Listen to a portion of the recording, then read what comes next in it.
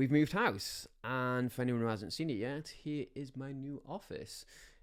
It does need a fresh lick of paint, but it's looking good. Really good, in fact. Moving house is absolutely exhausting, isn't it? So once we were fully moved in, unpacked, and actually had a moment to relax, we had a few drinks to celebrate. I don't drink very often, so there are very few occasions when I can talk about this.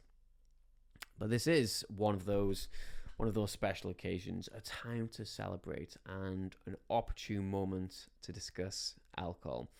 Most of you who work with me are either building muscle or losing fat, often a sprinkling of the two.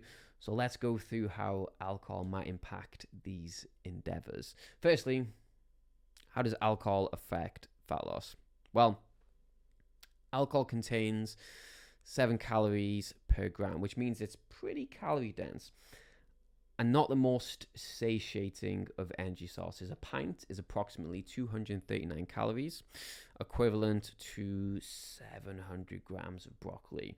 And I'm pretty sure a plate full of broccoli is more filling than a pint. After drinking this pint, our body responds to it metabolically similar to how it responds to poison. It says, "Oh crap, what is this? Let's get it out of our system," and holds off metabolizing other nutrients until the alcohol's gone. Our body doesn't even want to store the alcohol as fat. It just wants to get rid of it. So when alcohol's in our system, carbs and especially fats are preferentially shuttled towards fat storage, so that the body can focus on the alcohol. In other words, the alcohol isn't causing fat storage, but rather inhibiting the oxidation of other nutrients, subsequently storing them as body fat. So what you're saying, Andy, is alcohol's not helpful when trying to lose weight. Yeah, I'd say that. I'd say that pretty much sums it up there. But what about muscle gain? Well, alcohol impacts a very powerful anabolic hormone. You might have heard of it, testosterone. You see, I've mentioned this before. Alcohol is toxic to our testosterone producing Leydig cells in our testicles. That's right. Our precious plums don't like alcohol. Now, of course, you don't have to worry about this if you're female, but for us dudes, this can really impact our game making ability.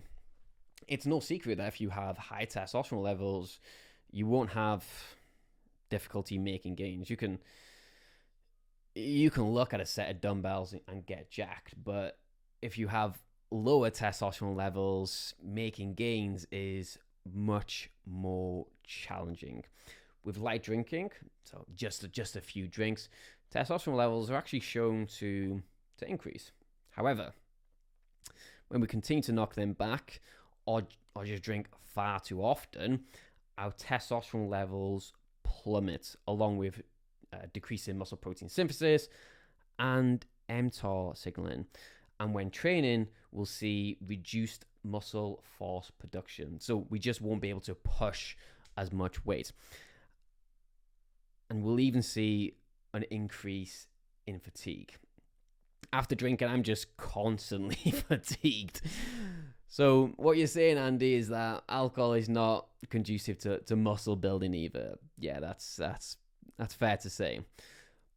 But just because alcohol is not ideal when it comes to losing fat or building muscle, that doesn't mean you can't or shouldn't enjoy a few drinks when the occasion calls for it.